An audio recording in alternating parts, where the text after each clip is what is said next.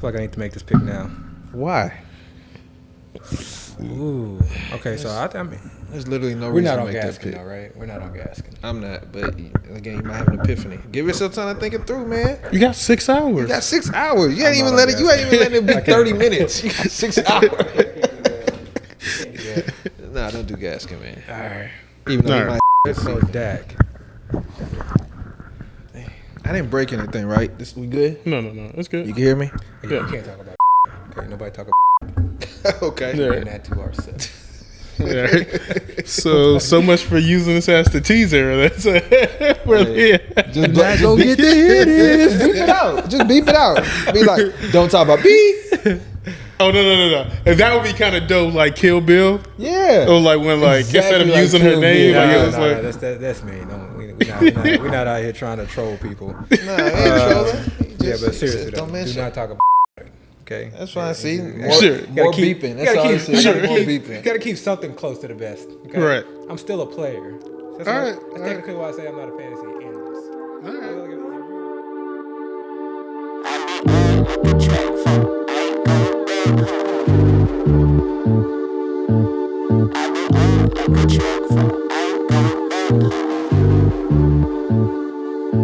I said, God, give me a warning. Please take me for the morning, so I leave more disappointments than I ever will appointments. Give a fuck about your feelings, rub it in. This your ointment can't depend on the oinker. Find your pick in the blanket, find a stick through your anus. Welcome to First and 15, the only podcast that's trying to get you paid. I'm here with two-time FFPC champion, AB. The champ I'm is also here. here with our dynasty guru, Dayo.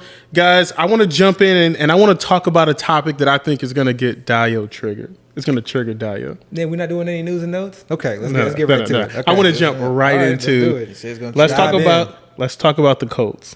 All right. Okay. I want to talk about the Colts for a second, and I know that that's going to trigger you for a second, but I want to talk about specifically Carson Wentz. Now, Carson Wentz arguably has the best offensive line in the league, right?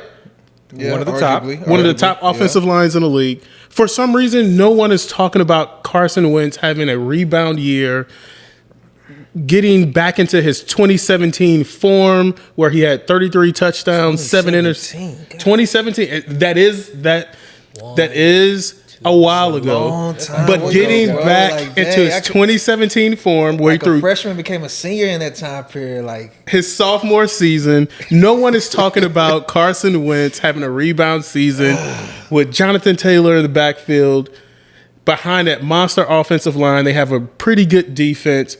it's true.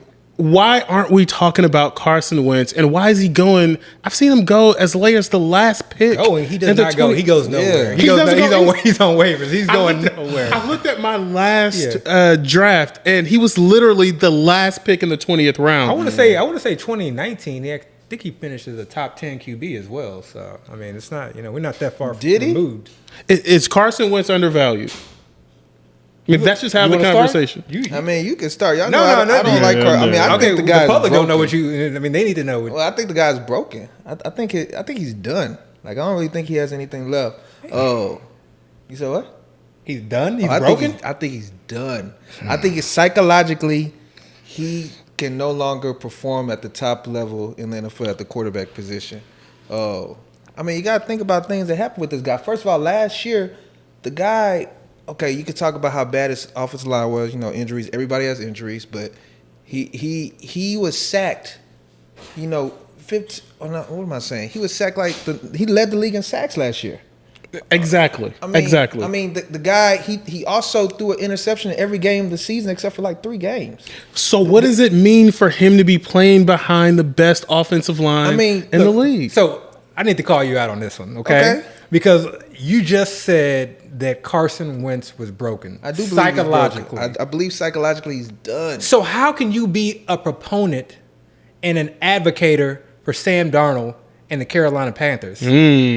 Like, there's a disconnect there. Preach. Got him. I mean, no. Hey, I we're only 5 minutes in. Look, I but I also said I wasn't drafting Sam Darnold. I wasn't trying to target Sam Darnold in draft. But you feel like he's I an just feel like upgrade. he's an upgrade over Bridgewater. Okay. But I don't feel like Sam Darnold's psychological breakdowns, or let me not even say a psychological breakdown because it's not that. I just feel like Sam Darnold wasn't broken as a quarterback the way Wentz was last year. I think Darnold was still having growing pains. He was in the gay system where everybody makes the excuse for. I think there's merit to that to some extent. But Darnold's still this is going to be his third or fourth year. He's still young.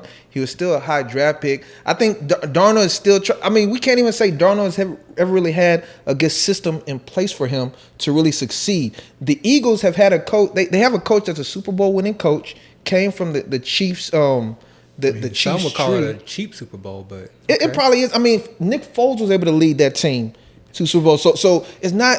We can't say it's not a quarterback friendly system that he played in. But again, when I say he's broken, I look at how he performed last season. Here's the thing. We could talk about what we saw. Again, he led the league in sacks. He threw an interception almost every game of the season, and he was benched.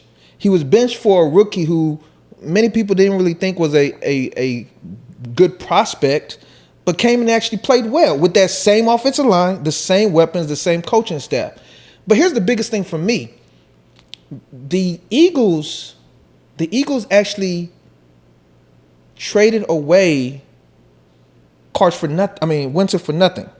And when I see teams do stuff like that, the teams see these players in the practices every day.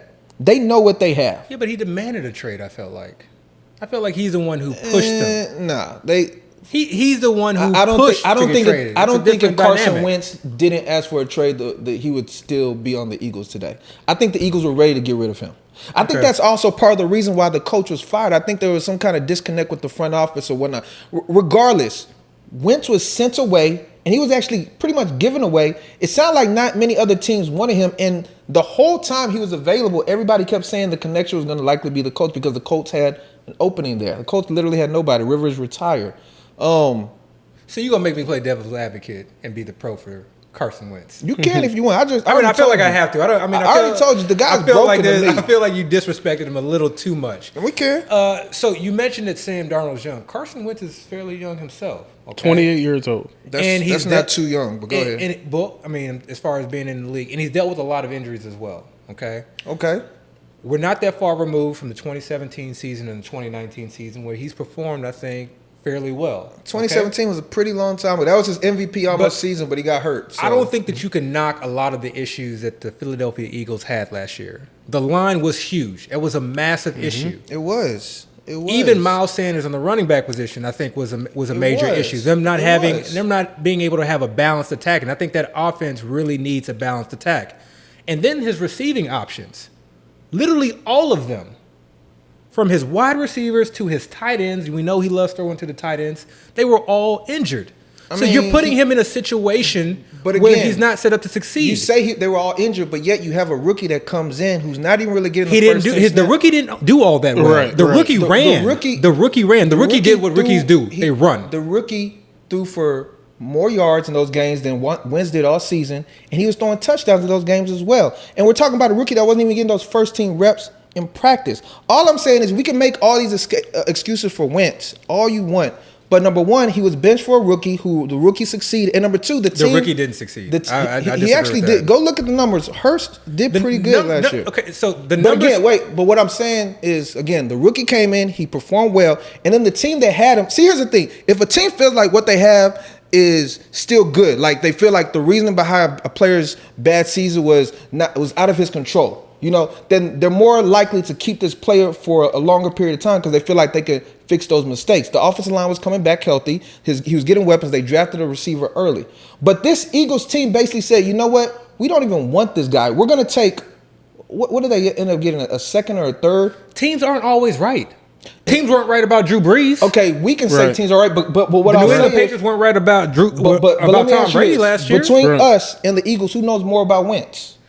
Number one, would you say the Eagles know more about Wentz than what we know? No, I don't trust what I don't trust. I don't trust that organization. I don't trust them from a drafting standpoint. I don't trust them from a roster construction standpoint, and I don't trust them from a player assessment standpoint. You feel like the Eagles organization, the team that sees this guy in practice every day, that's been with him since he was drafted, know less about Carson Wentz than what we do. I feel like they're jaded than what we do.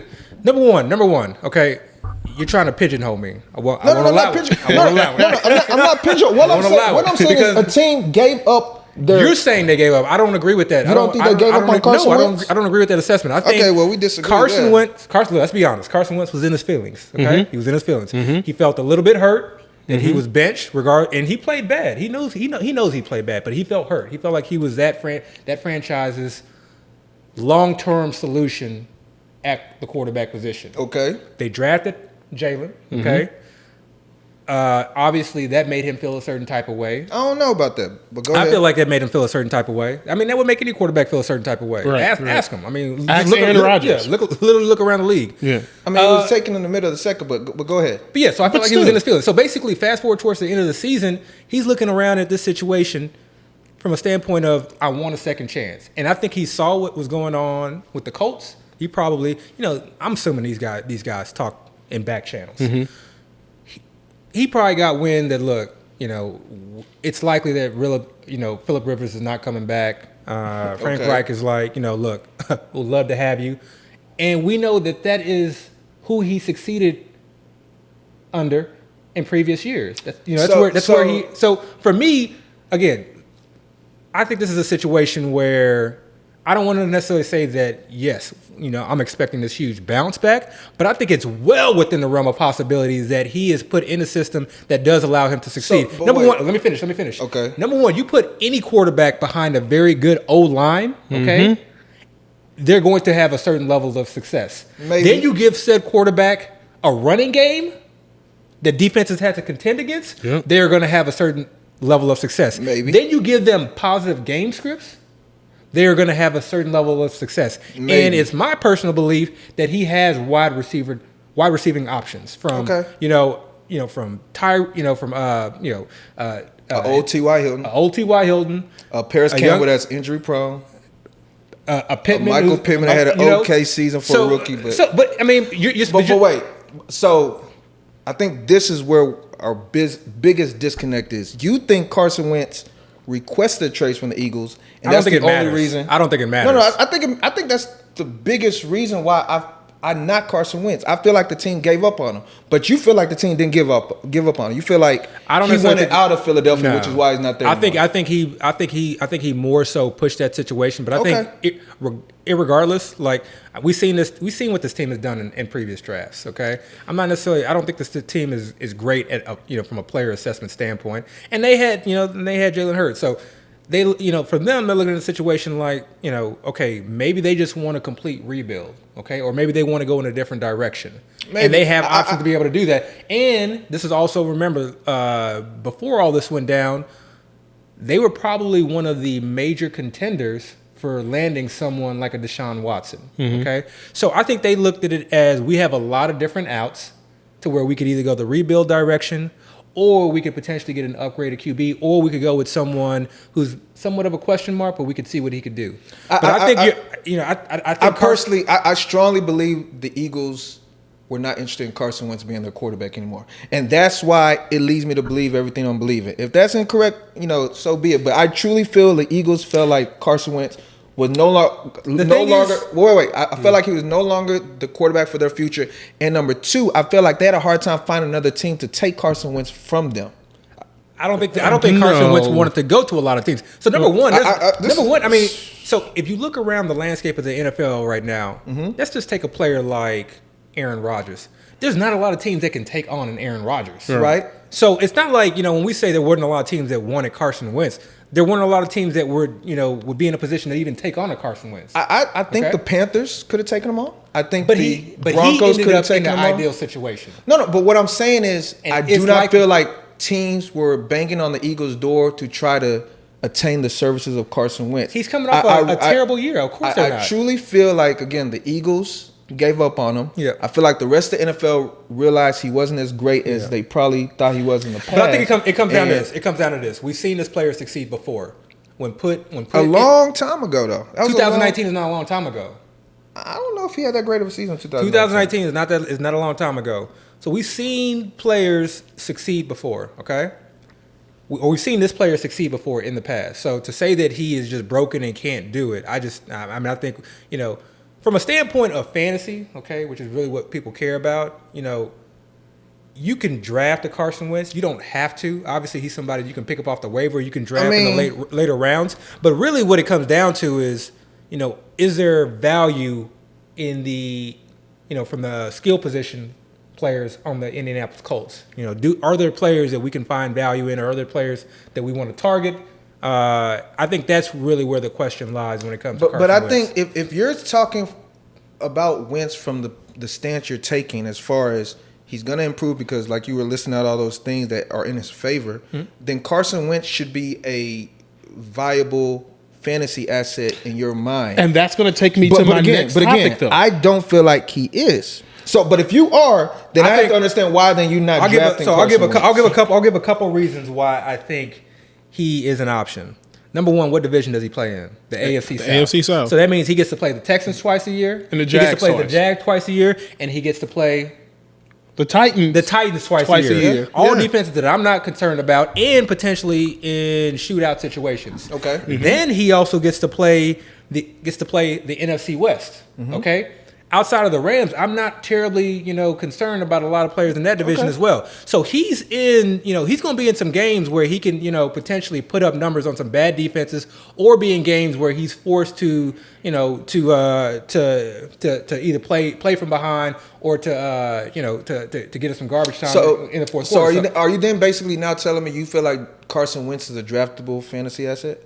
In best ball formats, yes. Here's the thing, though. What's the difference between Carson Wentz and Ryan Tannehill? They are the same quarterback, same talent level. Yeah.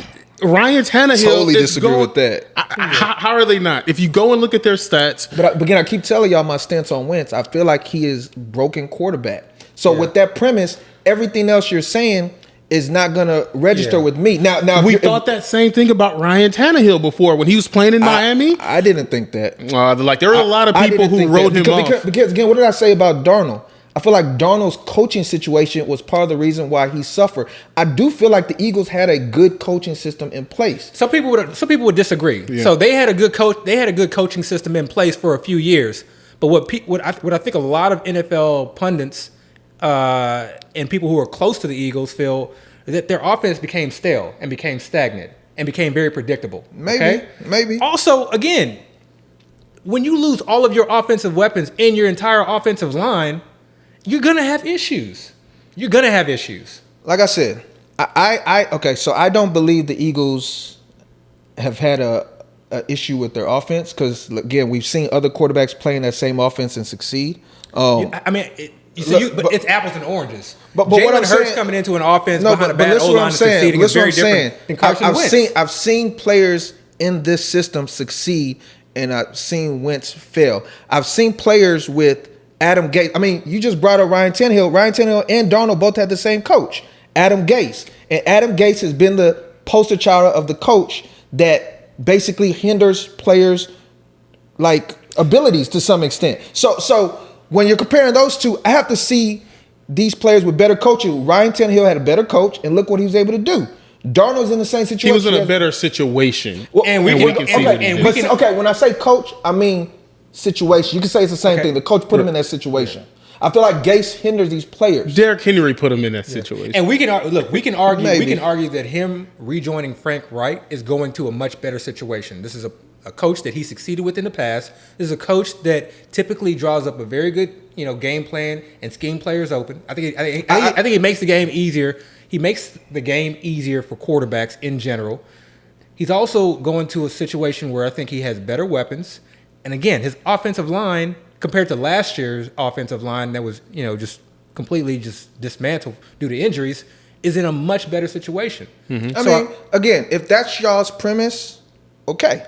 But I just don't believe that. So because I don't believe that, I cannot draft Carson Wentz. But if y'all believe what y'all are saying, Carson Wentz should be being drafted, and he probably should be being drafted around Ryan Tannehill. That I disagree with because I think just because I feel like a quarterback can succeed on an NFL level, and that he can, allow his skilled position players, wide receivers, running backs, and tight ends to succeed from a fantasy standpoint does not mean that equates to that quarterback being fantasy viable. There are plenty of situations where I will draft players, look at the Atlanta Falcons. I'm fine drafting Calvin Ridley. We all are fine drafting Calvin Ridley, right? But how many shares of Matt Ryan do we all have? But I guess where I'm coming from is you're speaking from Carson Wentz as if he has all these things in his favor. He has to improve on what he did last year. For us not to he has an improved offensive line. He has an improved system. He has an improved weapons.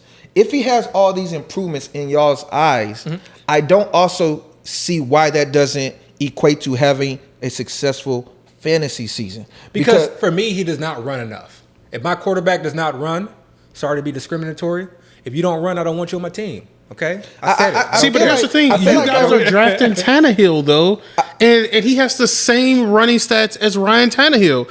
Last season, in 12 games, he had 5 touchdowns and 276 yards. I think the 5 touchdowns was a little bit of an outlier. But Chris, he has 7 touchdowns, by the way. But Chris, I like Tannehill in his system. Tannehill had 7 touchdowns. Okay. I like, yeah, that's what he's talking about Wentz. Right. Wentz. But I like Tannehill in his system, so that's why I am going to vouch for Tannehill. I think Wentz is broken.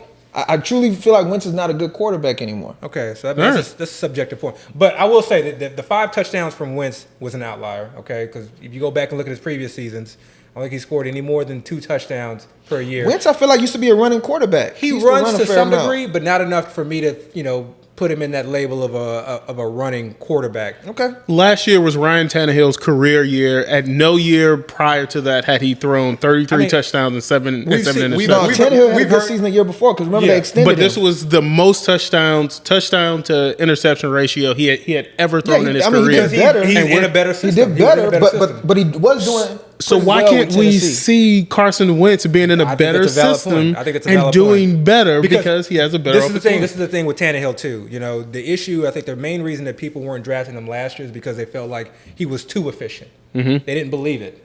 But to me, it was really the system, okay? So that Arthur Smith, again, I'm a big proponent of offensive coordinators who put their players in position to succeed, and I felt like that's what he did. So there was a constant last year. I'm still high on Tannehill, but I feel like there's more of a risk this year, even with the addition of Julio Jones, given that Arthur Smith is gone. I don't think we can just necessarily assume that the play calling is going to be the same.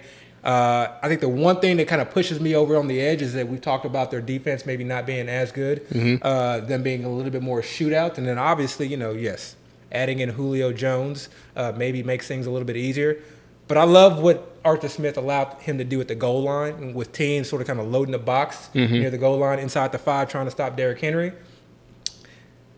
Tannehill was just walking in for TDs. I mean, they were. So I think that component of their offense will stay. So I think he's a bet for 5+ TDs again. And just to kind of stay on the Tannehill tangent, for me, I like Tannehill because, a few small little factors. Number one, they ran probably the most out of anybody in the whole NFL last season. So if you were to think just to kind of revert slightly to some extent, he's probably going to pass a little bit more. Especially, we are talking about he has a new coordinator or a new coach. I would think they wouldn't run as much. They might, but if you were a betting man, you'd probably say they pass a little bit more. He has better weapons this season. Everybody's talking about Julio, but they actually brought in Josh Reynolds, who has a little bit of talent, and they drafted a rookie they actually traded up for. And I feel like everybody knows I love A.J. Brown. We all know that you love A.J. I feel like he's going to improve. He's going into year 3. Oh, Ferkser plug. Man, don't sleep on Ferkser, okay? He's going super late okay, right we now. can even add Ferkser. He's going super late right now. So man, don't sleep on Ferkser. All these things together, I feel like, are going to culminate to Ryan Tannehill having success. And Tannehill's not somebody you're drafting early anyways. Right. We're not talking about a player we're drafting within that early tier. We're talking about a player that you can possibly get mid to late, All right, we talk a lot about Colts. We talked about the Colts way too much. Yeah, we're not drafting any of the Colts wide receivers. I will say this, though, okay? I will, because I just started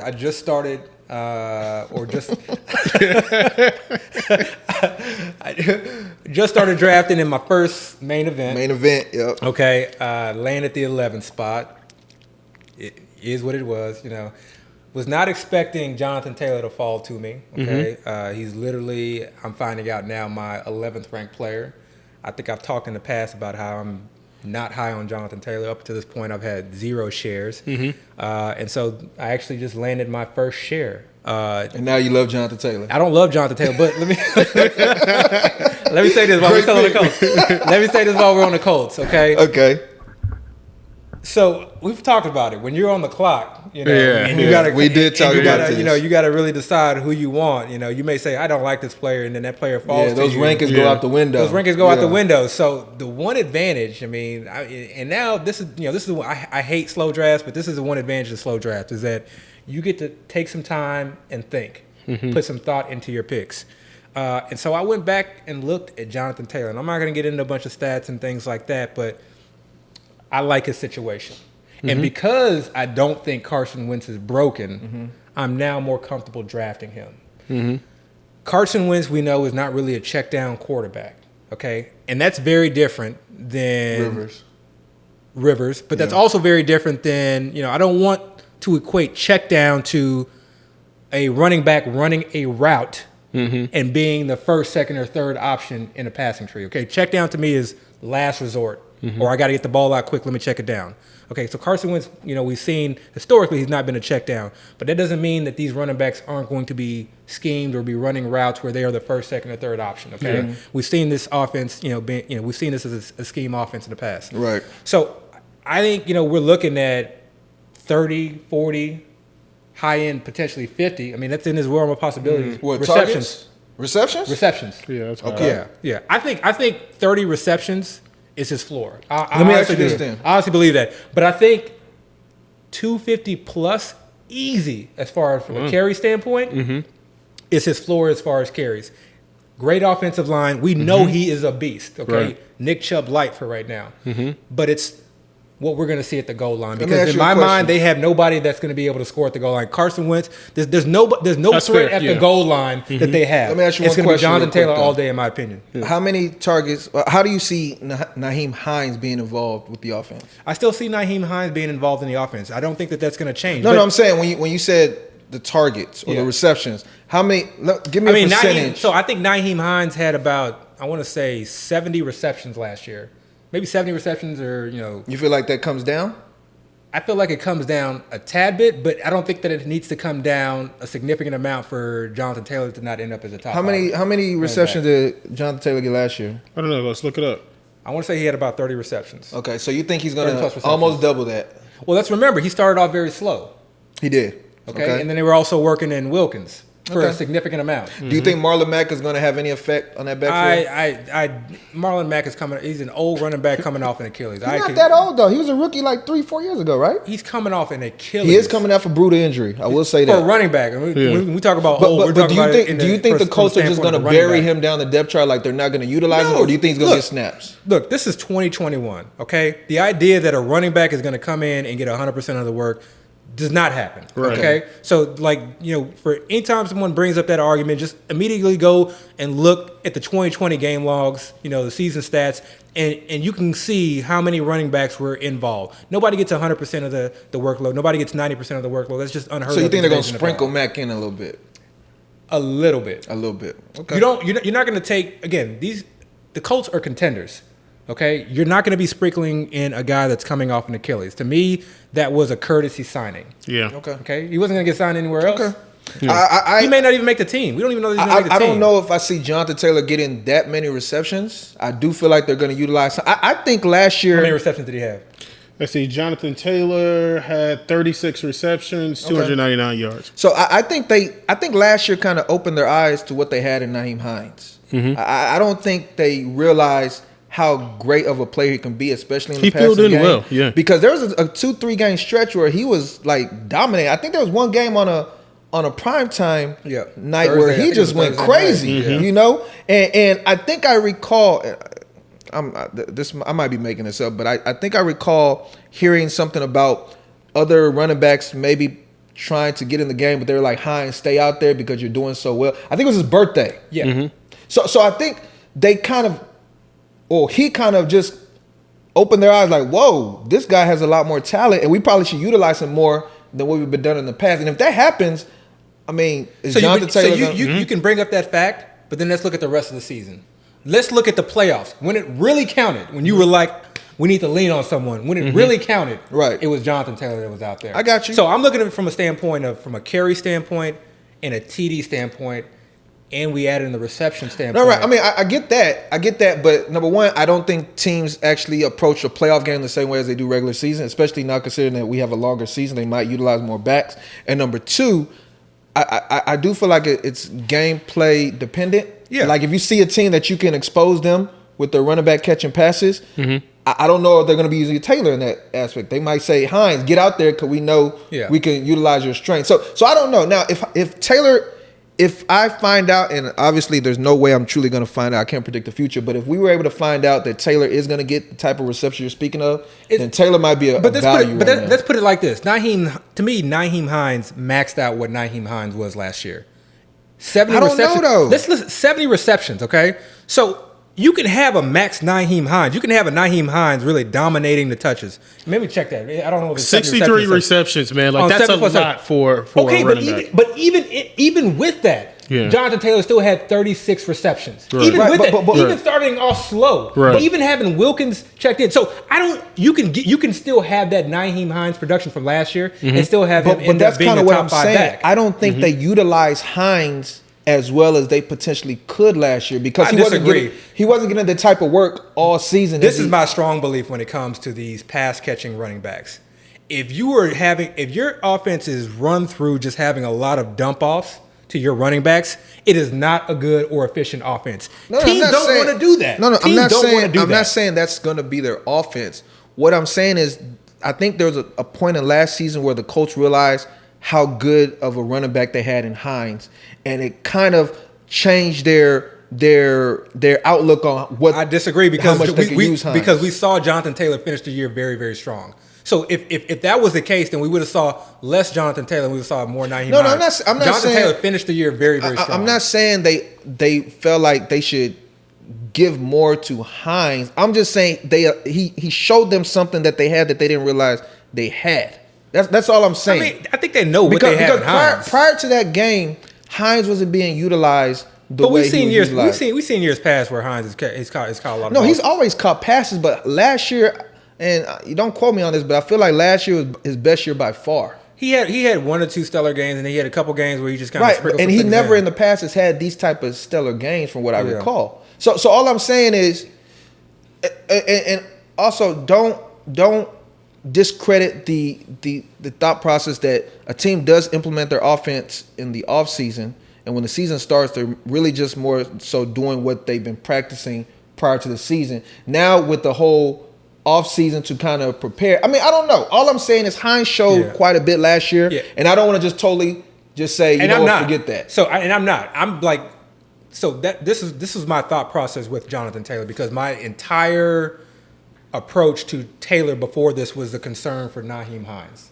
That was my and I think so. You had a concern for him a little bit, and I think what my issue is that I was bringing forth our concerns that we had with him last year, why we weren't drafting him last year, because it wasn't just Hines, it was also Marlon Mack. This year, I'm not concerned whatsoever with Marlon Mack. This year, I think he can dominate the carries, and I think with that O-line, he's going to dominate the goal line work. Okay. So do you add that in, and then the fact that he got 36 receptions, even after starting the year off very, very slowly as a rookie with no offseason, this dude has potential. So I think in terms of how highly I have him ranked, I don't know. That's actually exactly what I was going to ask you. But do you have him over Zeke right now? I don't have him over Zeke right now. No. Okay. No. Do you have him over Akers? I would assume yes. Yes. Okay. And actually, what about Akers? I didn't realize this, and up until I think a few weeks ago, I'm not high on Akers. Okay. So you have. I'm trying to think who else goes right after Zeke. I guess it's Zeke and then Taylor. Pretty much, yeah. And okay, I got and you. in this draft, I think I want to say Tyreek Hill. Tyreek Hill went ahead of went before the 11th spot. Potentially. So you would have preferred Tyreek over Taylor then? Questionable. I love starting off running back. So I think it may have been the thought process where I was kind of deciding. But so for you, Taylor is the last running back in that first tier. Yeah. I don't even know if you want to say it's the first tier, because T-Mac might be in a tier in his own, and maybe Cook. Yeah. But that second tier, you would say John Taylor's your last. Okay. And again, this may be a situation where it may rise, because remember before, I think I remember immediately last year. Oh, okay. Immediately after last year, my initial thought or projection for Jonathan Taylor was that I was going to be drafting him number 3 overall. Oh, wow. That's initially where I was on him. Wow. And then I just sort of kind of cooled down a lot. Wow. And I don't know what it was. I cooled down a lot. But tripping. after kind of diving back in, remember, I don't know. For me, it's my initial gut is always where I end up. I may circle back around, but it's almost my initial gut is almost always where I end up. You want to know why you soured on him? Say what? You want to know why you soured on him? Why? Because you discounted Carson Wentz coming in. So I like how you did that. Okay. I want to move to our next topic. I want to stay on the topic of quarterbacks, though. I want to talk about the Saints for a second. Okay. Listen, Alvin Kamara is often going number 2, number 3 in drafts. No, he's not number 2. Not number 2. Not number 3. He's like number 4 or 5. Alvin Kamara? Yeah, 4, 5, Dalvin, 4, 5, 6. CMC, I forgot Dalvin Cook, then anywhere from Kelsey. Maybe the 3rd, Alvin but really Kamara. it's more 4, 5, 6, maybe even right. 7. I always forget about Dalvin Cook, maybe because I'm selling him on this current season, but that's a whole nother topic. Okay. Anyway, let's talk about Alvin Kamara for a second. Which quarterback do you think is going to help Alvin Kamara repeat last year's stats? What's the best quarterback for the Saints? You want me to go first? Go ahead. He wants to set you up so that he can. I know he's trying to set me up. I know exactly where he's going. Hey, You always want the rebuttal. Why can't you go first I'm just sometimes? sitting over here listening to the question. Go ahead, man. Okay, I see you. Put your phone away. Don't be taking notes while I'm All right. For me, I don't think it matters. Okay? No, come on. It does not matter. I don't think it matters. Okay? And I'm going to start the topic off with this. The idea that the community thinks that Taysom Hill or Jameis Winston and their style of play is going to dictate what the Saints offense is going to be and is ultimately going to lead Sean Payton from going away from his best players is laughable to me. Name who are the Saints' 2 best offensive players? Michael Thomas and Alvin Kamara. And then who's after that? 1, 2, 3. I'm counting the seconds of dead silence. Who's 3 after that? You know I can go in. Who's 3 after that? Traquan Smith. Smith. Latavius Murray. Adam Troutman. Okay. Marquez Callaway. Exactly. You naming a bunch of guys that exactly. These guys got talent. Guys that you aren't drafting before round 18. Right. I'm probably not even drafting them. And you're not even drafting them. Exactly. No, draft Troutman though. But go ahead. Okay. This is still a great O-line. Okay? Still a great O-line. Sean Payton, if we're going to rank offensive minds in the NFL, whether you like him or not, you're going to put him near the top tier. Okay? You're going to put him near the top tier. This offense has historically targeted their running backs. And this is not, I don't want to hear, again, I set the seat up earlier, okay? A dump off is very different than a running back actually running routes and being schemed open or being schemed to where he is lined up against a safety or a linebacker. That's what this offense does. It puts its running backs against players who cannot guard them. Okay, so this isn't a situation where Alvin Kamara was, getting a bunch of dump offs, and that's why he's always had 80 receptions a year. No, he gets 80 receptions a year because Sean Payton knows this is literally his best player, and we have to figure out ways to get him the ball. That's not what I'm worried about, though. Dayo, please jump in. What are you worried about? What are you worried about? Please. I mean, I'm not done. I'm just saying I don't want to wait 45 minutes talking because I got plenty. I'm not worried about the schemed passes for Kamara. Dayo, please jump in and add some sanity to What was his answer? Because the question was Winston or it doesn't matter. It does not matter. How many times you want me to say it? Well, it doesn't matter. Well, obviously he's wrong. The answer is obviously Jameis Winston. Obviously. How is it Jameis Winston? How is it Jameis Winston? It's a real. Does he historically? It's a real simple thing. It's a real simple thing. Number one, out of the 2 quarterbacks, which one is the threat to actually get goal line rushing? Exactly. I mean, just that simple. Exactly. Out of those 2 quarterbacks. Let me interject. You know why? This is why I say it doesn't matter. Okay. When Drew Brees, Hall of Famer Drew Brees, Super Bowl winner Drew Brees, was running the Saints offense, guess who would sometimes come in on the goal line? Taysom Hill. Right. So if Jameis Winston is at the goal line, guess who's probably coming into the goal line? Taysom Hill. So that's why I say it doesn't matter. That's why I say it doesn't matter. You're right. He might come in, but if he's actually the quarterback on the field, he's already in. Right. He doesn't need to have anything schemed. He can literally, first of all, have a play run where he runs the ball, Or he can have a play breakdown where he's like, you know what, forget it. I'm gonna run the ball in. Mm-hmm. Or it could be a play where he wants to pass the ball and he sees, you know what, I can just run the ball in. All those things can happen. Now, the question was, which out of the two quarterbacks was the better option for Kamara? And like I said, with one of them, you obviously get the threat of taking goal line rushing work away. Like, that's obvious. The second thing is, last year we saw Taysom Hill as the quarterback for the Saints in a starting role. Okay. And besides, I think, one game, Kamara was not getting the type of work we were accustomed to. Let me get into that. Let's get into that. Wait. No. Let's get into that. Can I finish my thought, though? Let's go. Kamara was not getting the type of work we were accustomed to seeing Kamara get up to that point. So I'm not going to say the offense truly changed. What I am going to say is, for one reason or another, Taysom Hill depressed Kamara's receiving potential.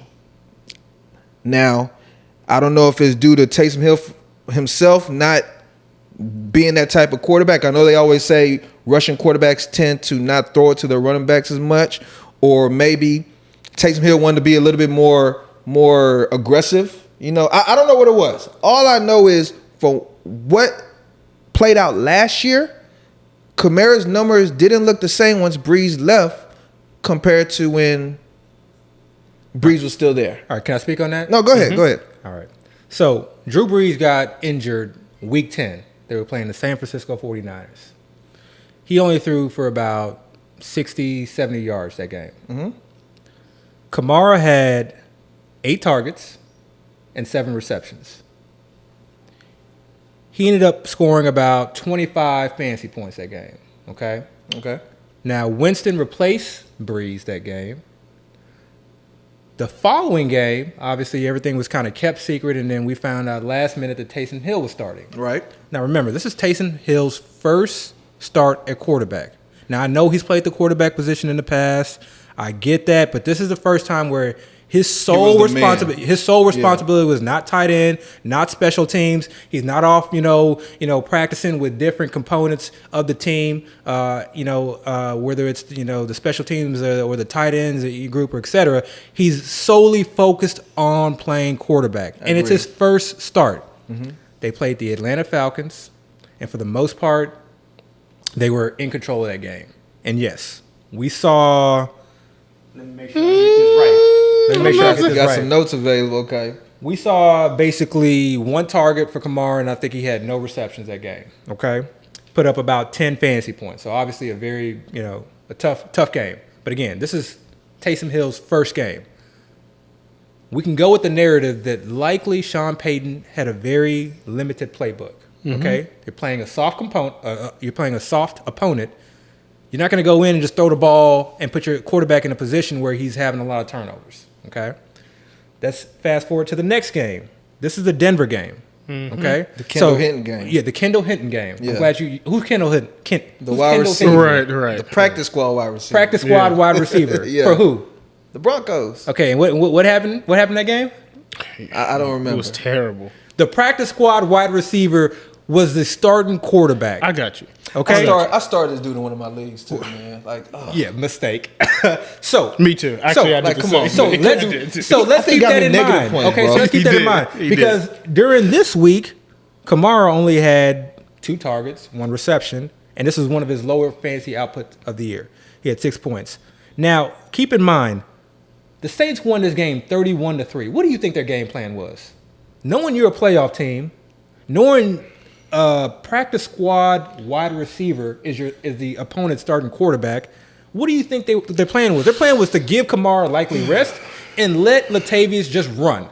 Let him and Taysom Hill run. Okay, sounds like a bunch of excuses. Let's keep going. This is important. This is important because when people bring up stats, about Kamara and he didn't have that many targets, he didn't have that many receptions, you have to put it in context. No, go ahead. You got to put it in context. You're right. You have to put it in context. Go ahead. So next game, Atlanta again, soft opponent.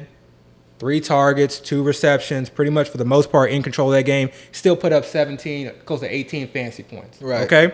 Now, this is the last game. Okay. So if you're going to tell me that Taysom Hill does not throw to his running backs, and you're going to give me all these stats and not take into account his first start, not taking into account the Kendall Hinton game, then you cannot leave out the very last game that he played. This game that theoretically he's the most comfortable in, the game that theoretically the playbook has been the most open to him, where he targeted Kamara 10 times. That's double-digit targets. Kamara caught 7 passes in that game and ended up putting up 22 fantasy points against the Philadelphia Eagles. Keep in mind they also lost this game, okay? So, I mean, we're not going to get into the Saints preview, but I think we could be looking at a Saints defense that is nowhere near as good as it was last year.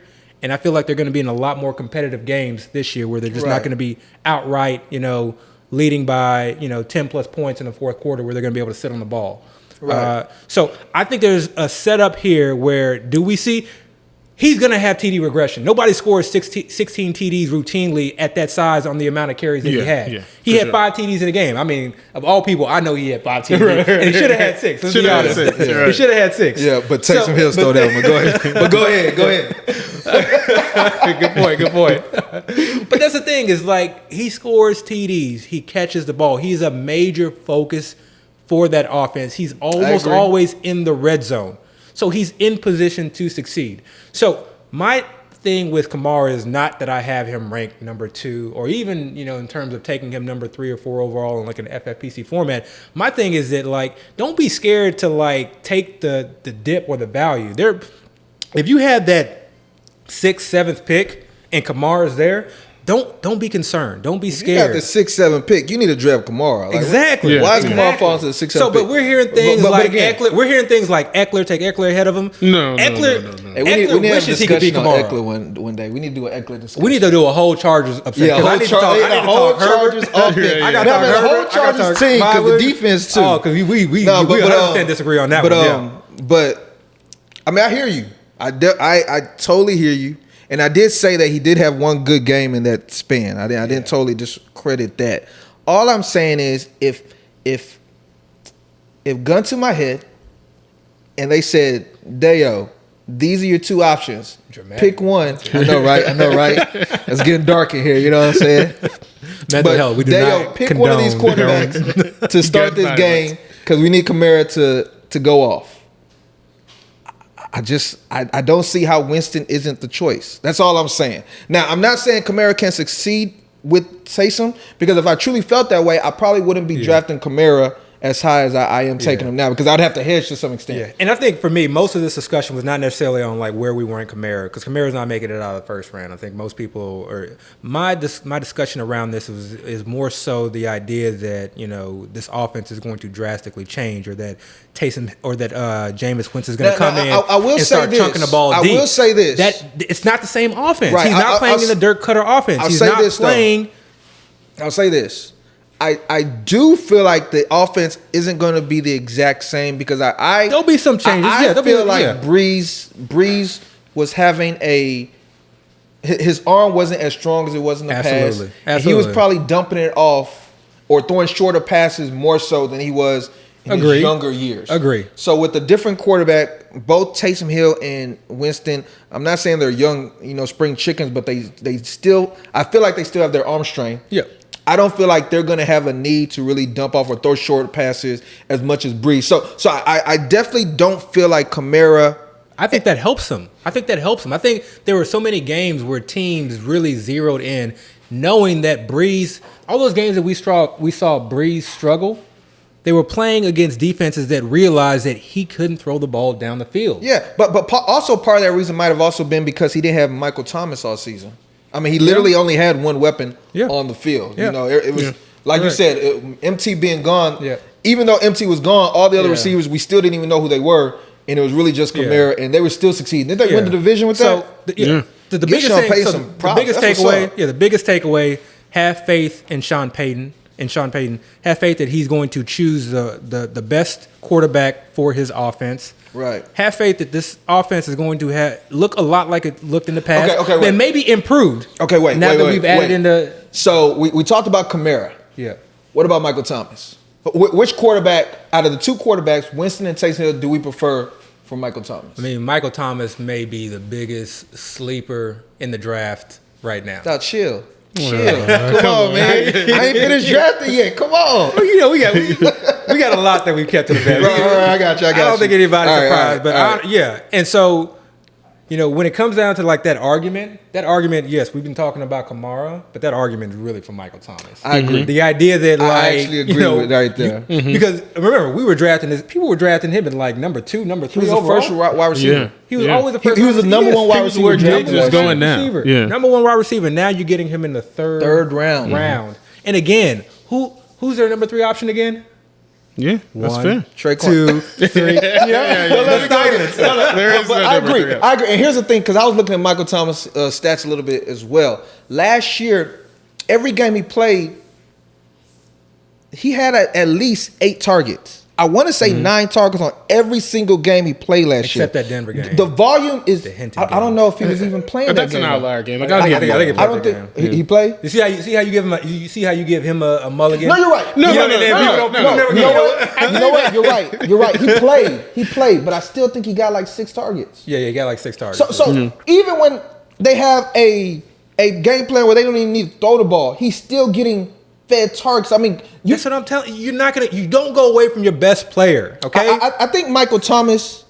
Here's another thing about Michael Thomas. He scored no touchdowns last season, so all his points came from receptions and yards. There has to be a touchdown about TD regression. There has to be a regression. He scored 9 touchdowns the year prior, 1,700 yards. 1,700 yards, 9 touchdowns. I want to say he had. That's a bar. Michael Thomas. Dude, I want to say the dude had like almost 150. Didn't we just start a main event? Yeah, and we just drafted Michael Thomas. hey. No, but come on. We've seen this guy put up wide receiver 1 season. It's not even a thing where we're like saying, can this player do it? He's done it. Yeah. When Taysom Hill was a quarterback, Taysom Hill locked in on Michael Thomas. And Taysom Hill literally said, I'm not stupid. You throw it to That's Michael my Thomas. best player. Yeah. You throw it to Michael Thomas. Jameis Winston. We haven't seen him too many games as the quarterback for the Saints, but we know when he has a talented receiver, he force feeds that receiver. Yeah. So with all that being the case, we've seen it. Yeah. We know any option he's going to probably get that work. Yeah. Why is this man going in the 3rd round? He was hurt last year. Yeah. Do we think he's still hurt? No. All right, don't sell him too hard. Okay, I'm just saying. When you start talking about Kamara and the quarterback, I start thinking like, come on. Yeah, don't sell him too hard. My bad.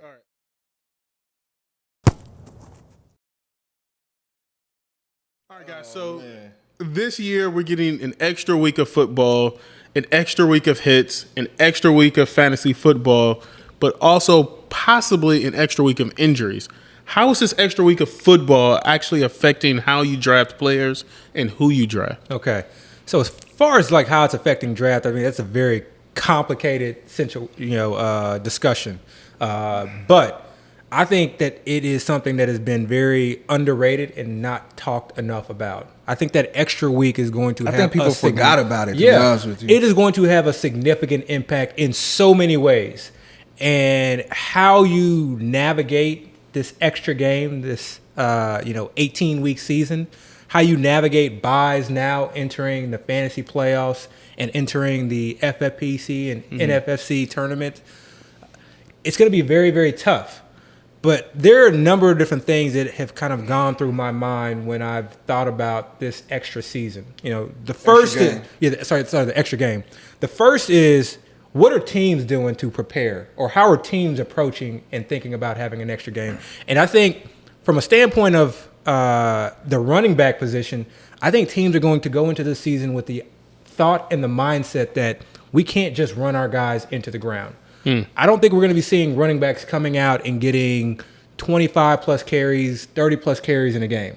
I think we're going to see a lot more Not, the 50-50 running back by committees, but some 60-40 situations. I think we were going that way anyways. Honestly. And we were heading that way anyways, we but I think this is just sort of kind of really put the nail in the coffin. Right. And so the importance of that is just like our Jonathan Taylor discussion earlier. Stop thinking about these guys as just being your 100, these guys bell cows. Yeah, bell cows. Yeah. Mm-hmm. But the bell cow, the bell cows are guys getting like 90%, 95% of the workload. Stop thinking about these guys that are just traditional bell cows. I think the only bell cow in the league right now may be CMC. Not Derrick Henry? But Derrick Henry, maybe. And Derrick Henry, yeah. And then to some degree, maybe Dalvin Cook. Yeah, I would agree with that too. So very, very few. And obviously those guys go very high. But after that, I mean, you're going to be fighting a situation where the running back that you're drafting is going to be giving up some carries and some touches to another running back.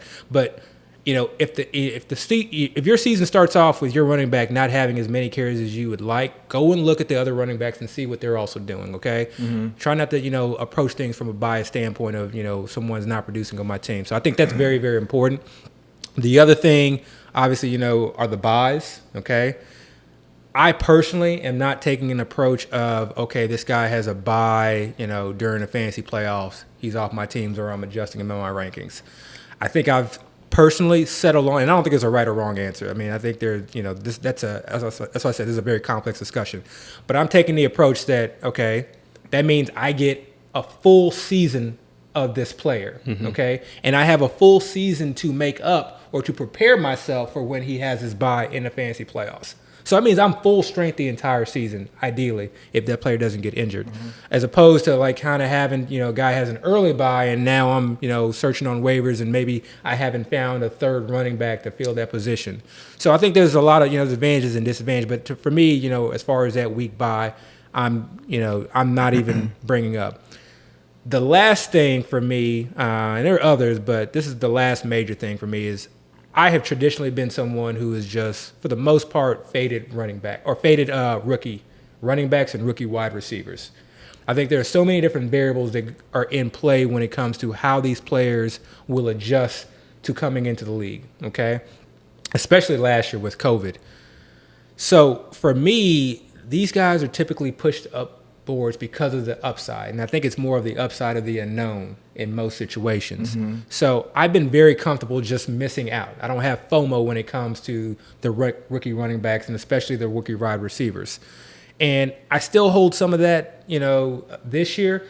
But I feel like with that extra game, with an extra week added into the regular season itself, I don't feel as compelled to have someone who I feel is going to be able to, start week one.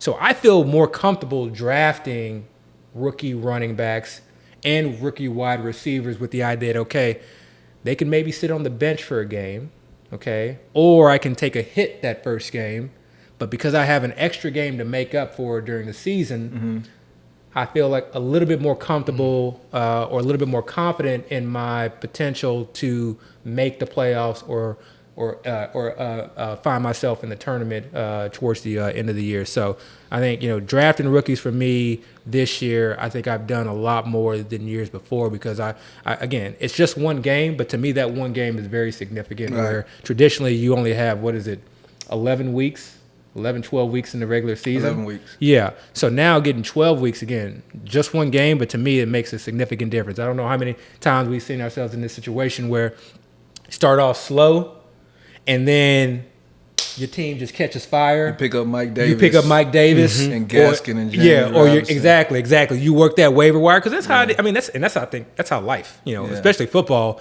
real life or fantasy. Like you start off hot, you think your team is hot shit.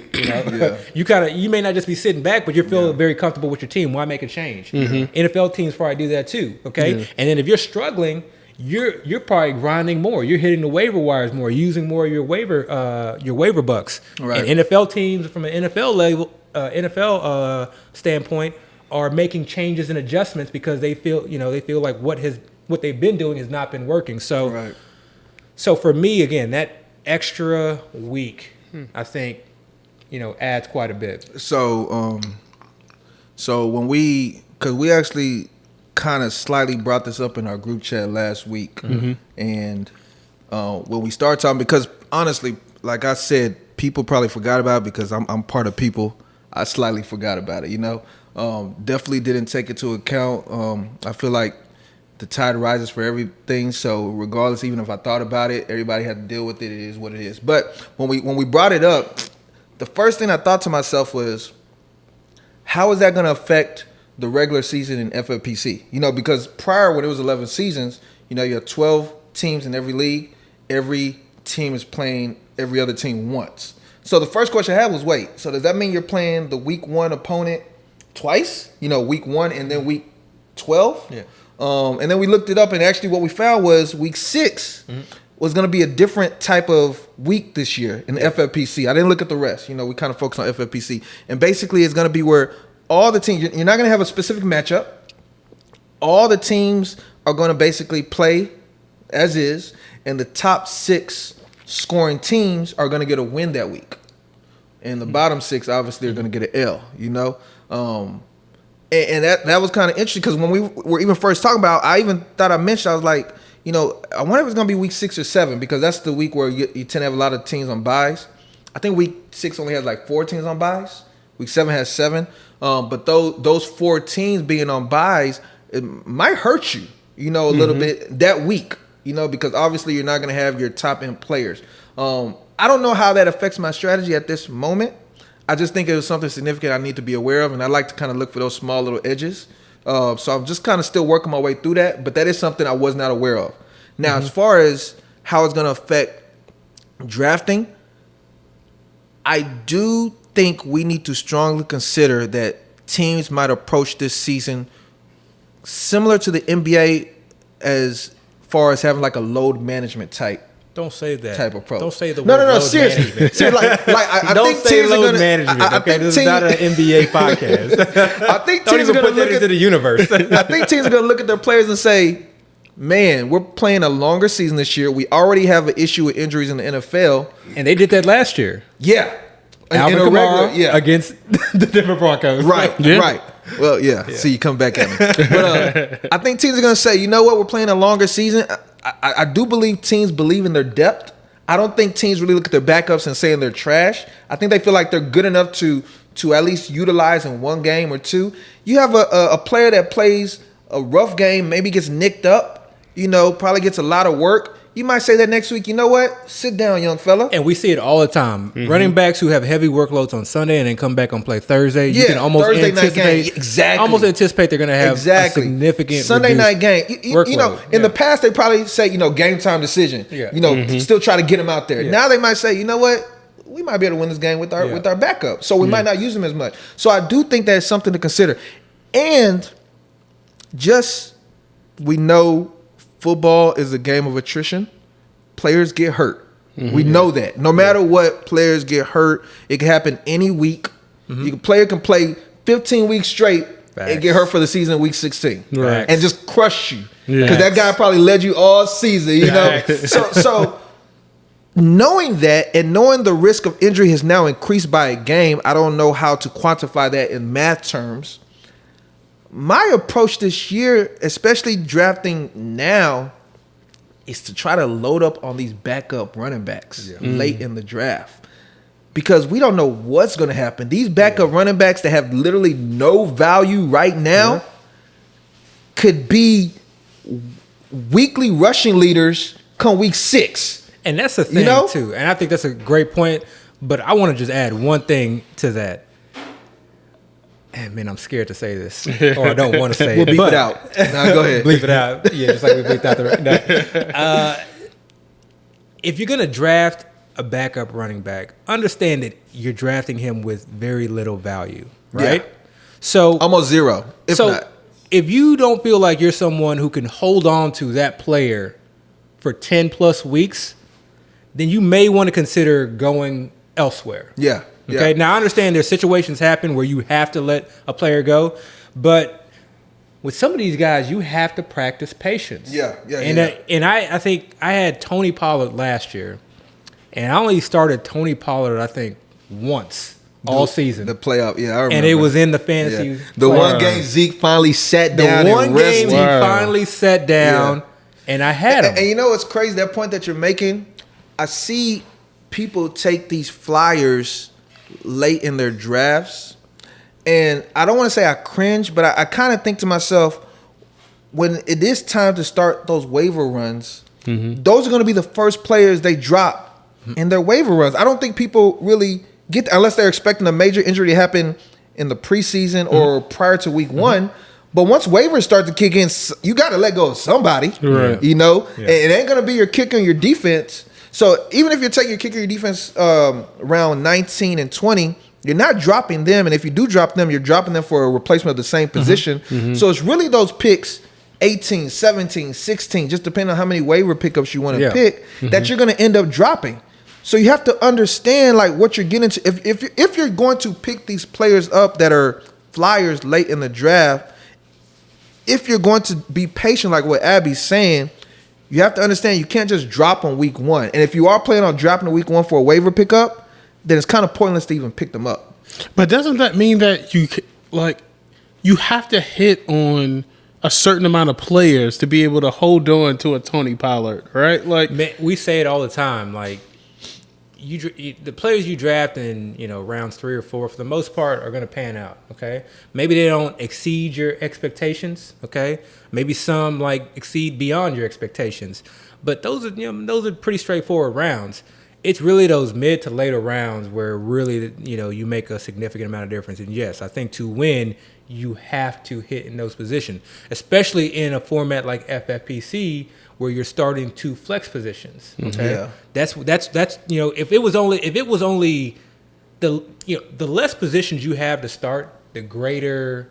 The easier it is to just make sure you hit on your early picks and that be it. And the more chance and the more, the less parity, or I guess the more parity maybe, I don't know. But I think there's less skill involved, I think the more positional players that are rostered, the more skill that is required, from a fantasy. As far as who to start and sit and everything, I got you. Yeah. But you talked about the flex positions sort of changing the overall scheme and strategy of it all. What positions do you guys like to play in those flex positions? Because I find myself putting running backs in those positions every single time. That's what most people because do, they're stable. Yeah. So what positions do you guys tend to play in those flex positions? I mean, I think ideally it's the running back position for me. I think they're less volatile from week to week. But if you're in a situation where round 6, round 7, you hit on, a Stephon Diggs type, a la 2020. Like the champ right here. Then then he's in your flex position. Yeah. Especially if you drafted, Devontae Adams and I don't know, whatever, higher end wide receivers. Some wide receivers, you're just not going to sit. But for me, that's the thing, just try and, think retroactively. Try to think back to being in the 2020 season. You got Mike Evans on your team. We all like Mike Evans from just a player standpoint, a fantasy standpoint. Okay, 4th, 5th round, whatever. Think back to when he was playing the Saints and when he had to line up against Marshawn Lattimore, and we've all seen the stats. His stats against Marshawn Lattimore.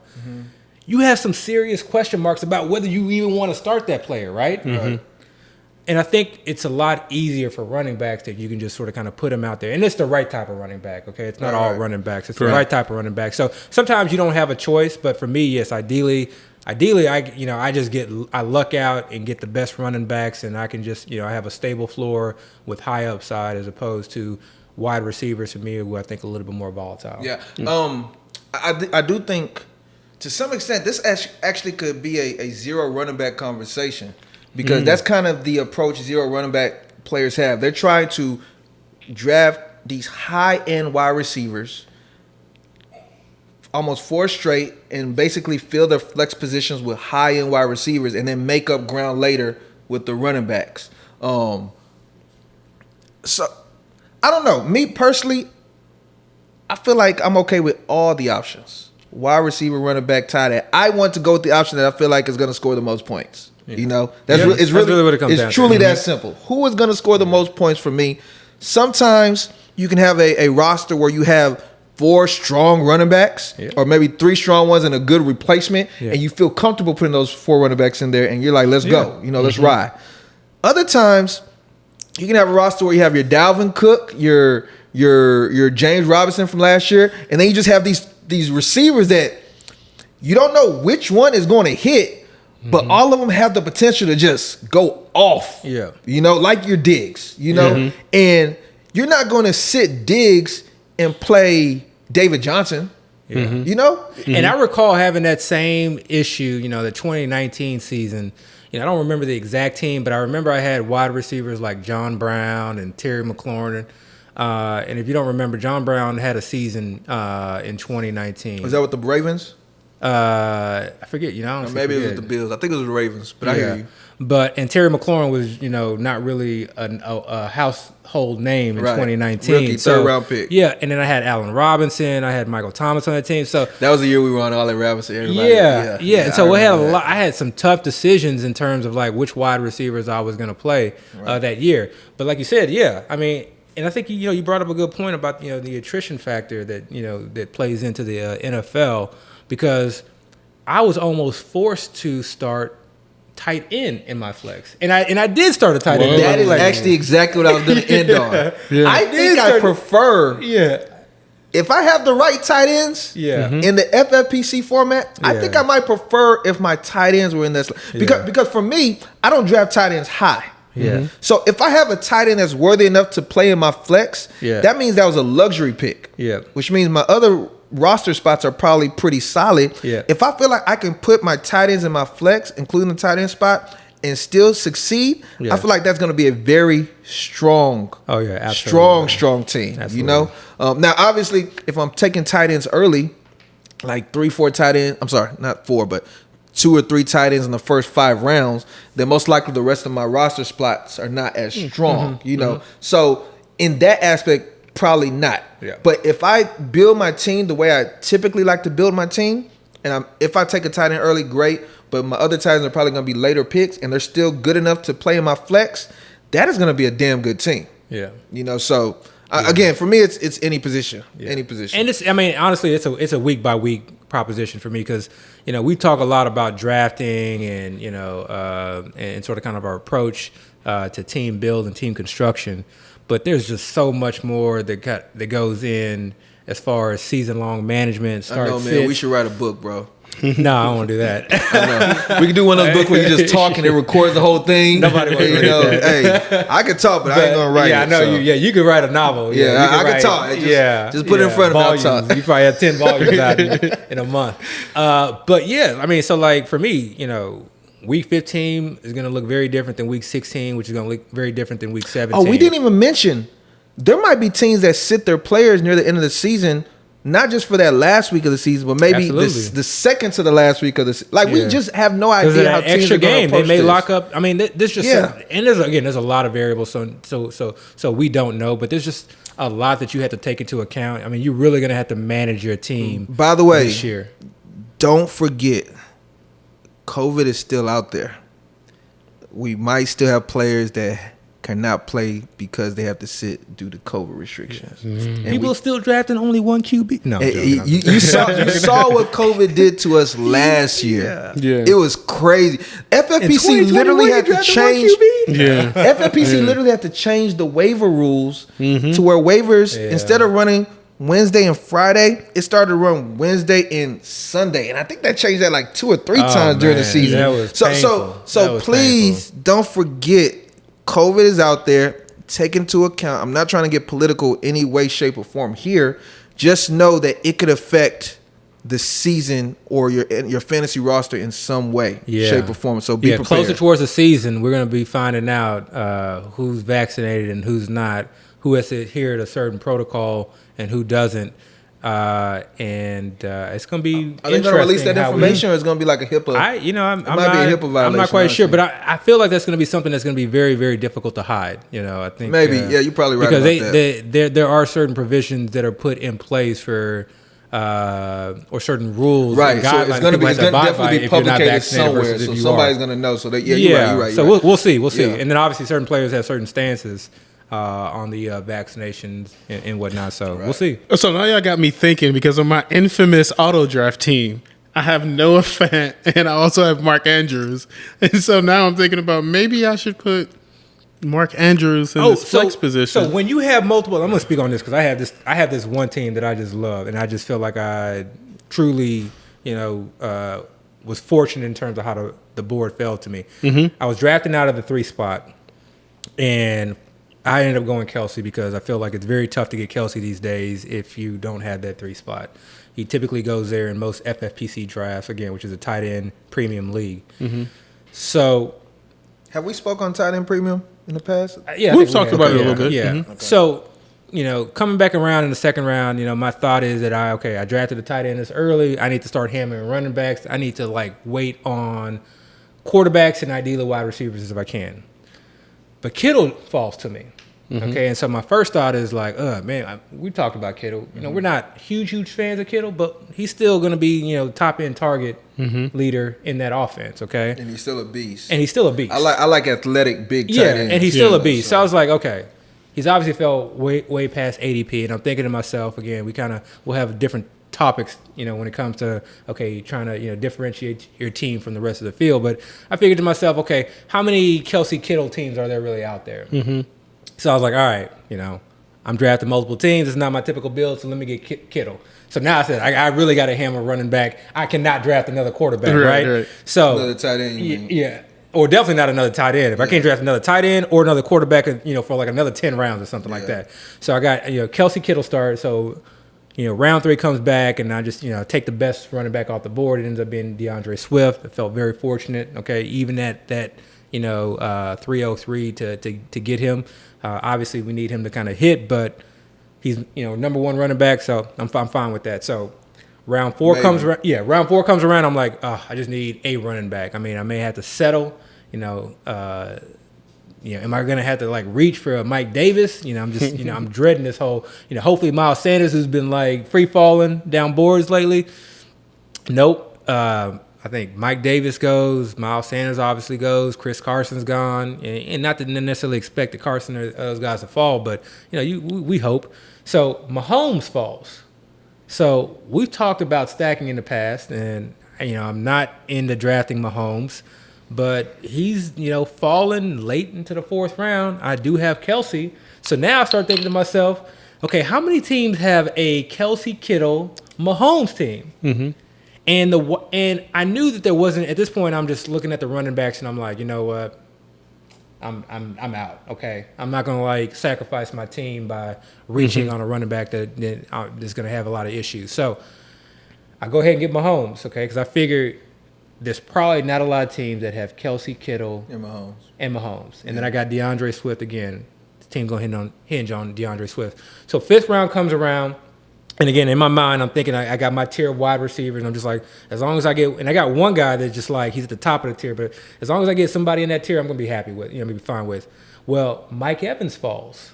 So now I have Kelsey, Kittle, and you took Mike Evans, Mahomes, and I have Mike Evans. Okay. So 5th round. Yeah. Okay. 5th round. So now 6th round comes around. Okay, I'm like, all right, I need to.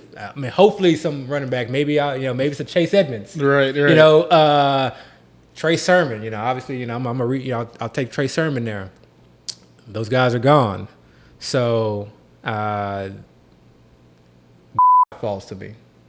Oh yeah, okay. Can we edit this? I remember. I remember. Can we start talking about this right now? Now I remember. So falls to me. Okay, so now I take. Yeah.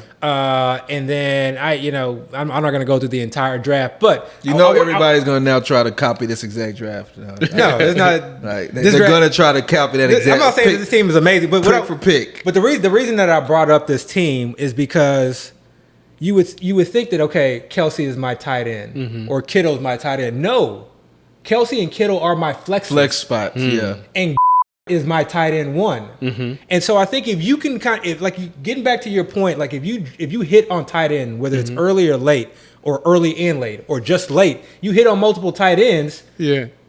If they perform and they outperform, because if you go look at a healthy Kittle and obviously a healthy Kelsey and how they perform against the field, I'm basically killing people at their flexes. Yeah. And if plays, does what breaks out, then I'm at least at par with the rest of the field. Yeah. So I think if you kind of think about it like that, from that standpoint, you can, like you said, getting back to who do you want in your flex?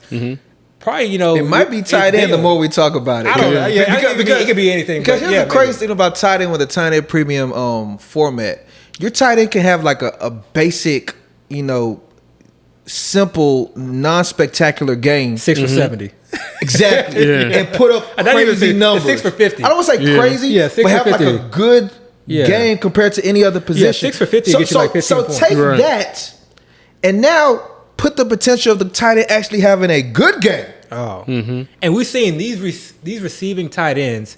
They can put up monsters. Like monsters. He doesn't have to go crazy. Yeah, and he'll put up good numbers. What if he went crazy? Yeah. And that was my thought with starting Logan Thomas and George Kittle last year. Right. And that was not a traditional build for me.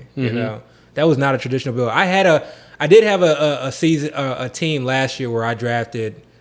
I want to say 3 tight ends, like with my first 6 pick, and I had the same excitement, but those tight ends did not hit. They were like Mark Andrews, Zach Ertz, and then I forget, someone else, and I think George Kittle. And George Kittle was injured most of the season. Right. So, and also the problem with that is if you do that type of build where you pick these tight ends early, you have to hit on your later picks somewhere. You have to have a good enough draft where you're able to fill in the holes, because the well dries up very quickly in those other positions. I think I ended up. I have David Johnson. And y'all can laugh about David Johnson all you want. Go to I just need him to start off for the first few weeks, and then I can kind of figure out what my running back. And then I have a lot of I think younger running backs and some potential running backs that can fill that spot, I think, later in the season. Of course, I'll hit waiver wire. They're about to do this exact same draft when they get in their next FFPC. Like, Abby did it. Shh. We about to do it, too. I'm telling you, I did this in 2020, and it failed. So I'm not. This is not necessarily the year to do that. So I like to end the pod with a pick'em, a ranking, if you will. Give me a name. If Mahomes is not our number 1 quarterback, if he's not QB1, then who is? I Dayo, like this question. Go first. Yeah. If he's not number 1, if Mahomes is not number 1, and I thank you for letting me go first because I think he might steal my pick. But if Mahomes is not number 1, I feel like the quarterback that will become number 1 this season will be Lamar Jackson. Okay, all right. I think kind of like we were saying with Michael Thomas. We've seen Lamar Jackson do it. Not even too long ago, 2 years ago, Lamar Jackson. And I don't know if he was the number 1 quarterback. I think he might have been, but he was way up there. He was the MVP of the league. He was number 1. Yeah, he was number 1. Number 1 quarterback, MVP of the league. He had a great season while still learning the quarterback position, no experience. And he runs better than running backs. We're not even talking about just a running quarterback. We're talking about a running back that's cold that also plays quarterback. Yeah. So bad man. It's a bad man. So if he can do, and another thing about last season was a down year for the Ravens. They struggled. They were even struggling just to make it to the playoffs. I don't recall what exactly hindered them from being as successful as they've been in the past. But regardless of the reasoning, I do believe this season they've surrounded Lamar Jackson with a lot of things that could improve his game, specifically in the passing game. They added Bateman, who is a great prospect. Now, people are a little sour on him now only because he went to the Ravens. But if he was to have gone to any other team with any suitable passing quarterback, Bateman might be one of the higher prospects, kind of how Jamar Chase is being taken in the 4th, 5th round. Bateman kind of might be somewhere around that area, kind of like the Devontae Smith area. They brought in Sammy Watkins. Sammy Watkins has not been great, but Sammy Watkins has the pedigree. He has the experience. Sammy Watkins is not being put in a position where they need him to be the main guy. They just need him to be one of the guys. And when you have a guy that in the past has been positioned in a place where the people want him to be the main guy and they disappointed, and then you put him in a situation where he no longer has those type of expectations, they typically succeed because the talent was always there. It was not about talent. He's still fast. He still has the hands. Again, he still has the pedigree. He just, for some reason, was disappointing, whether it's due to injuries or something happened. You still have Hollywood there, who is still young. Hollywood was the number 1 wide receiver drafted in his draft class. I think he was the Blitnikoff winner in college from Oklahoma. And we saw at the end of the season last year, Hollywood actually was playing well. They Love might me some Hollywood. They might have brought in some other pieces. I can't recall right now. I do know they still have Duvernay there from last year, who's going to be a little bit better. I mentioned Sammy Watkins. They drafted another guy, Tylan Wallace. So they've surrounded him with pieces. J.K. Dobbins, you would think. I mean, you know how we've spoken on J.K. Dobbins before, but just another year in the NFL, he should be a little bit better. And if they incorporate him into the passing game, those are numbers for Lamar as well. Exactly. All these things right here are basically showing us that, okay, so we've seen Lamar's ceiling. Let's say last year was his floor, and he still had a great season last year. Now, with all these improvements, and again, with fantasy football, you have to have some conviction. You have to some extent believe. You know, you don't take players that you think are going to have bad seasons. You know, you actually feel like your players are going to be successful. If Lamar Jackson is successful, I think he could be the number 1 quarterback in all of fantasy. All right, AB, you up?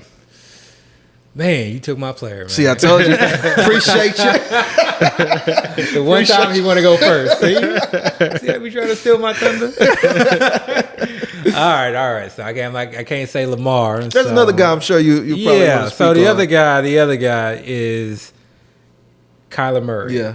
Okay. I expected that. And for me, depending on the day of the week, depending on the time, depending on if I had breakfast, if I had coffee, I may go Lamar, I may go Kyler, So to me, this kind of goes back and forth. I definitely probably more so lean Lamar, but Kyler.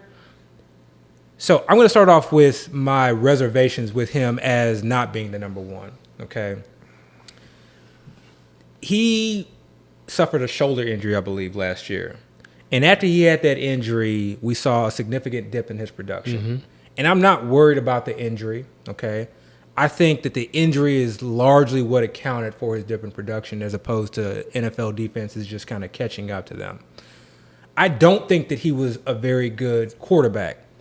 If we rewind back to 2020, we were high on Deshaun Watson.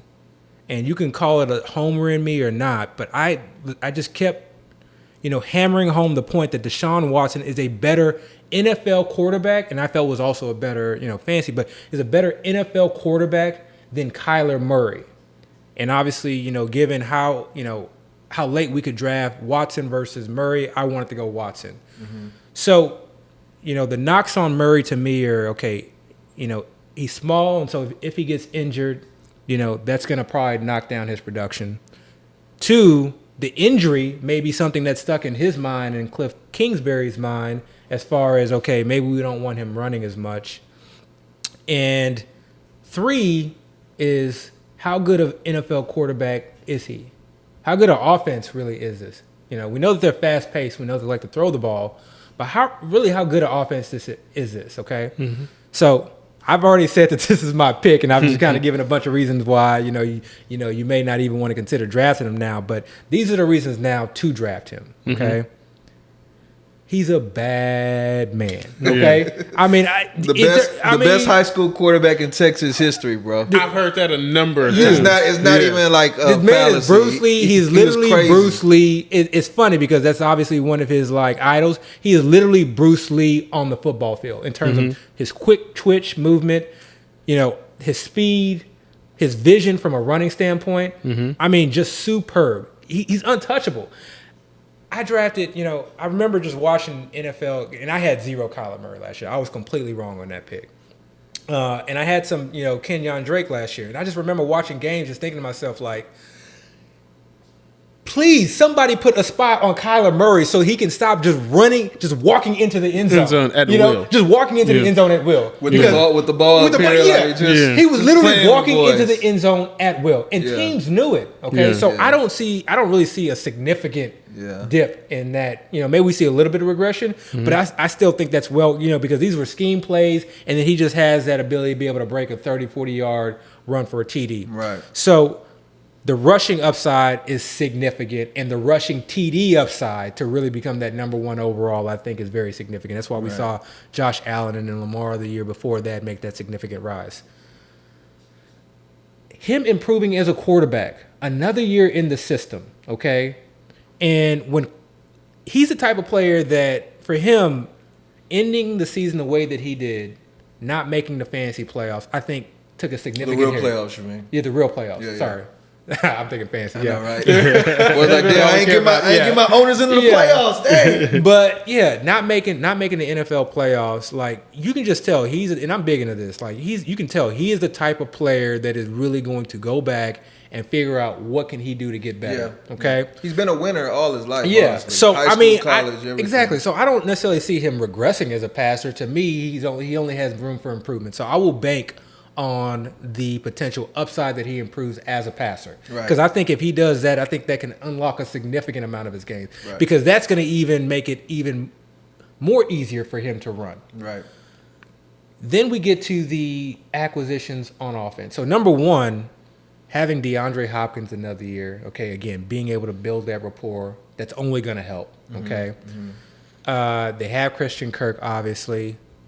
They brought in AJ Green. Don't sleep on AJ Green. Okay, exactly. Don't People, sleep I on mean, AJ I know Green. it's fun to hate on AJ Green. I know he hasn't done anything since 2009, jokingly. But I know he hadn't done anything in a while, but he is still a veteran wide receiver, okay? And in this offense, he's not going to be asked to carry the load. Yeah. Okay? He's just going to be asked to run routes and catch the ball. And I think this sort of kind of new home, this new beginning is going to rejuvenate him, not to a standpoint of where he's going to be, seeing 100+ targets and be the AJ Green of old, but to a standpoint of where he's going to be a nice little safety blanket and a receiver that this Cardinals offense really hasn't had in the past to rely on. They've had a lot of young guys that Cliff Kingsbury has been trying to really, shuttle in these rookie wide receivers and these guys that just really haven't been able to fulfill that role. And now I'm going to get to my last point. And this is really what puts it over the edge for me. Rondale Moore, okay? To me, he is my favorite rookie wide receiver, okay? Not from a standpoint of, I think he's going to produce the most, but I love what he brings to a football team. I think he can be schemed in so many ways that after 2 to 3 weeks of NFL defenses watching Carolina or watching the Arizona Cardinals, offensive film, they are going to have to sit back and say, we need to account for this player. And when defenses have to start doing that, it opens up the field for everyone else. And I think if it were me, I'm lining him up all over the field. But I think he's that one guy that the Cardinals have not had that can provide for that short area and intermediate area, quick pass that can provide significant yards after the carry. That is significantly needed. And I think that is going to help propel Murray's game to that next level. So for me, that would be my second choice. So a few things, just to add on to what you were saying. Yeah. Just speak on a few things. Number one, Rondale, I agree. Talent-wise, Rondale is crazy talent-wise. The only thing that gives me slight pause is just his injury history. He has been hurt the last 2 seasons. Yeah. That actually might be the biggest reason why his draft stock was as low as it was. And they're different injuries. These are not like the same injuries. He didn't have like a chronic knee or anything. He had like a hamstring injury, and I think he had like a hand injury. So these are very different. And these, I'm going to say it, he's Tyreek Hill. Okay, he's not Tyreek Hill. Wow, but he's not Tyreek Hill, but he's got that like Tyreek Hill in him. And you don't hear me throw out comps. Man. I don't throw out comps very often. But when I say Tyreek Hill, I mean it from a standpoint of if you're an opposing DB and you're lined up against Rondale Moore, you're backing up. Right. You're saying, okay, you can have that 5 to 10 yards. And then after he catches that 5 to 10 yards, you are praying, saying, please, God, somebody, please send some help. Send me some help. Please don't let this man break my ankles. It's video game out there for Rondale Moore. So that's Rondale Moore. As far as AJ Green, I do want people to remember that AJ Green for a long time in Cincinnati was having a dispute with the front office with his contract. They franchised him, I think, twice. Good point. And both times he was very disgruntled. You know, we even heard rumors as far as him wanting to be traded or sent to a different team. I think that does kind of knock a player's motivation to some extent. And who's his best friend? I don't know who's best friend. His best friend on the Cincinnati Bengals, like literally, I think they were like best men in each other's wedding or what? Yes, Andy Dalton. There you go. They went to church together. Like these guys were close. So motivation wise, I do think there was a knock there to some extent. He's still a big guy. He's still fast. He could still get open. I think the biggest issue last year was he wasn't catching the ball. He was getting a lot of targets, but he just literally wasn't catching. I don't feel like wide receivers lose the ability to catch. Yeah. So I feel like there was something else going on there. Now that he's finally gone, I think they gave him a fairly okay contract. I don't want people to just ignore him. He's the same age as Julio. People still feel like Julio, with the same injury concerns, can be what Julio is. Yeah. Don't just disregard AJ Green because now he's not the guy. As far as Kyler, and I'm not saying I want to put much weight on this, but I do know I did see a quote recently where I think he mentioned that he feels like he probably ran a little bit too much last year, and he feels like he should have an offense where he shouldn't have to run as much. And I think he mentioned that might have been part of the reason he got hurt, which also was part of the reason why they didn't make the playoffs. I don't know what that means. You know, I heard that same quote, and immediately, you know what it made me think of? Deshaun Watson. Because he had a very, very similar quote last year. Okay. Where he wanted to improve as an NFL quarterback. Yeah. And I think when you improve as an NFL quarterback, running becomes easier. Okay. Running lanes become easier. Yeah. You know? So when teams have to now not just defend against you running, but they also have to defend not just the short routes, but the entire field. Yeah. When the entire field is open, I think that really expands your game, and that's really where you can excel. Because remember, what Kyler has always lacked in is that passing TDs. He can compile a lot of yardage, both through the air, but specifically on the ground, and then obviously with the rushing TDs.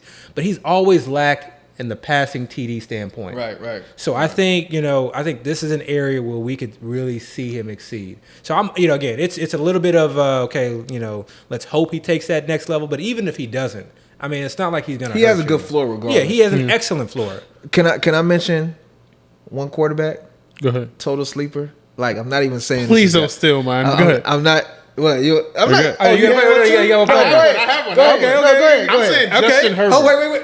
I'm saying Justin Herbert. Listen, That's what I'm talking about. Listen, freshman. Listen, That's what I'm talking about. Listen, he comes in. Wait, we talking about the Chargers? Yeah, sorry. He comes in as a rookie quarterback. Yeah. He's thrown in. He throws for 4,300 yards, Yeah. 31 touchdowns, came with 5 stats. rushing touchdowns. Listen, don't be surprised if Justin Herbert is our quarterback one. Hey, next you year. know I can go in on that. We're gonna talk Chargers on another podcast. I'm gonna leave it alone. I'm gonna let you have your thunder.